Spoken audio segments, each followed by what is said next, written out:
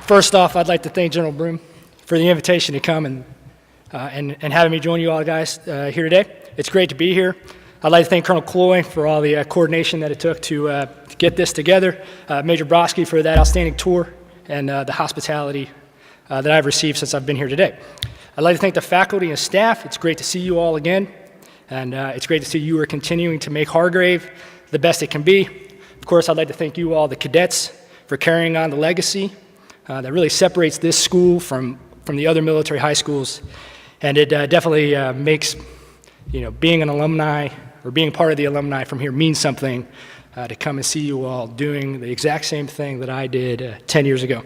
After hearing my bio read aloud, I realized I've been pretty busy over the last 10 years, and I don't get in front of an audience much. So I'd like to take a second to thank my family. My parents were here the day in 2003 when I received the award, and they're here today to get me to see me mark this occasion in the life of a cadet now. I'd also like to thank my wife and son who made the trip down here to see the school that I've talked so much about all this time. I'm sure you all can back up every story I've ever told. And Kirby, get a good look around, all right? So the Commandant said I have 10 minutes. So Stella, if you can just give me a wave at the 9-minute mark, I think we'd all appreciate it. I'd like to start by mentioning a few aspects about General Douglas MacArthur and the award itself, and then I'll delve into some of the things I've learned about leadership during my time as a cadet here, as a midshipman, and then as a Marine. The General Douglas MacArthur Award is given annually by the Association of Military Colleges and Schools to a military high school student who best exemplifies General MacArthur's time as a student at West Texas Military Academy in San Antonio, and then at the United States Military Academy in West Point. I'm sure everyone here is aware of the historical significance of MacArthur and the accolades that he received from his career in the Army. He was the second person promoted to the rank of General of the Army and the fourth person to obtain 5 stars. He was a Medal of Honor recipient. His father, also a Medal of Honor recipient. The two of them were the first father-son pair to receive that honor. This award, however, specifically focuses on his traits as a student before his Army career even began. And as a student, he was a standout by all accounts. Quarterback, he was a first sergeant, first captain, that's the equivalent of the battalion commander here.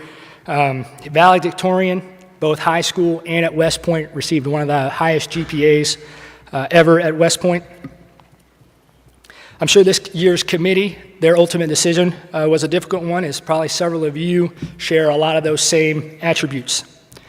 I'd also like to mention there's roughly 40 or so schools, I believe, that are authorized to give an award out like this. Hargrave is one of the few that are not ROTC affiliated. There's no national governing body that determines what your day-to-day military life here is like. That resides solely with the military department here and depends on each and every cadet doing their part, each year's officer corps and the student leadership doing their part. Peer leadership at your age is a unique opportunity that a lot of people can't even fathom. You're faced with challenges every day that regular student body members at other schools can only dream of. And that's really kind of what the second part. Today I'd like to talk to you and briefly share some notes that I've collected over the years. These are quotes from speeches given in this very room that I've jotted down over the years. I've made a point to write them down and then review them. I challenge all of you to do the same. This year's winner's already been decided, but there's quite possibly 3 or 4 more future recipients in the audience today, as well as several years of future cadet, officer corps, and corps leadership. Those are the guys I hope that I will be able to impact the most today. I selected 9 principles tailored specifically for you, and I've titled my remarks today, The Essence of Cadet Leadership. Number 1, be a good person, a person of character and strength, and you will always be a good cadet. Sometimes there's no regulations covering what you've been tasked to do. You may wonder what is the best way to handle the situation that I'm in. Intestinal fortitude, as Sergeant Major Hoffer always called it. It goes a long way, especially if you don't think anybody's watching. Be a good person of character and strength, and you'll always be found in the right. Number 2, never be afraid to take a moral or ethical stand on something you believe in your gut to be right. Stand up and be counted. Too many times, bad situations become worse because no one had the courage to go against the group. Usually, you'll know instantly whether something is right or wrong, but you might be tempted to remain quiet, frozen in indecision. Decide right now that you will be the one who speaks up first. Number 3, someone has to lead. In the absence of authority, take charge. Anytime a group of 2 or more cadets are together, someone's in charge. Now, it's easy with cadets of different rank to determine who. The difficulty with number 3 comes in whether you're on the bus to an away game or in the barracks on an open weekend. If you find yourself among a group of cadets of the same rank, take responsibility and then adhere to the first 2 principles. Number 4, Band of Brothers is not a line from Shakespeare's, or is not just a line from Shakespeare's Henry V. You are a band of brothers. So like a brother, never turn your back on a fellow cadet. Take care of each other. Everything you do as cadets depends on it.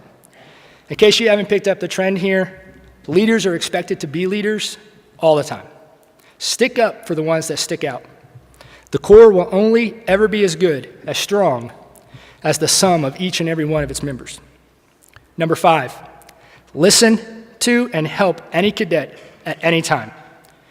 You should expect your subordinate leaders to do the same. However, every cadet must reach out and grab the offered hand. I've mentioned working together, standing up and helping each other several times already. Sometimes, though, you may be the one in need of help, be the one in need of correcting. It might be difficult and it will be humbling, but you've got to be willing to accept it.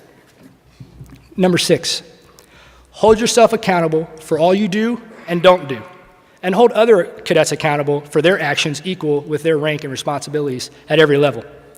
You can't pick and choose when and where the rules apply, and you shouldn't allow cadets above or below you to do it either. Always set a good example. Always set the best example that you can, and surround yourself with others doing the same. Never be afraid to admit a slip-up, but always be prepared to accept the consequences.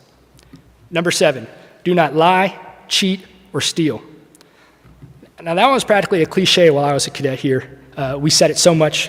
I hope that's still the case today. I hope that you've all taken that motto to heart.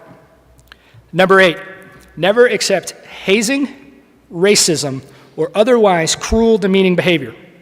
It's the hallmark of the ignorant and the unprofessional, not a Hargrave cadet. Anytime you have a group of guys this large, you're bound to have traditions, rituals that come up from time to time, and there always seems to be those who stood by knowing what was occurring and did nothing to stop it, and ended up compromising their reputation in the process. Do not get caught up in that. Nothing will derail your time as a leader in this institution quicker. And number 9, mistakes of omission cannot be accepted. If you acted and made a mistake because you lacked accurate information, but you did your best, it can be fixed. If your mistake was rooted in a failure to try, it will be painful. No one said leading your peers would be easy, and you probably will make mistakes from time to time. As long as you're trying and applying what you're learning in this leadership laboratory here, your peers and subordinates will forgive you. Take the responsibility you've been for granted or abuse it, and you no longer deserve the privilege to lead cadets. Hopefully someone else applying one of the other principles I've just mentioned will step in and help before it comes to that. And being a mature cadet, you'll accept it, and they'll respect you more for it. So I think I just got the signal, so I'll end it right there. Hopefully, each of you have found something in something that I've just mentioned to add to your own leadership notes. Thank you for your time and attention. It's truly an honor to be here. Mens sana, corpore sano, and semper fidelis.